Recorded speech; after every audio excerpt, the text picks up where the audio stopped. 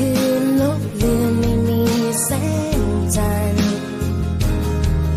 และตอนกลางวันนั้นดวงตะวันหายไปโค้งขอบฟ้าเบื้องบนจะมัวมืดมนเพียงใดหรือจะยังสดใสเหมือนเคยปล่อยมือให้ใบไม้ปลิวไปตามสายลมให้ลมนำพาพัดลอยไปไกลแสนไกลแล้วใบไม้ใบเดิมจะลอยร่วง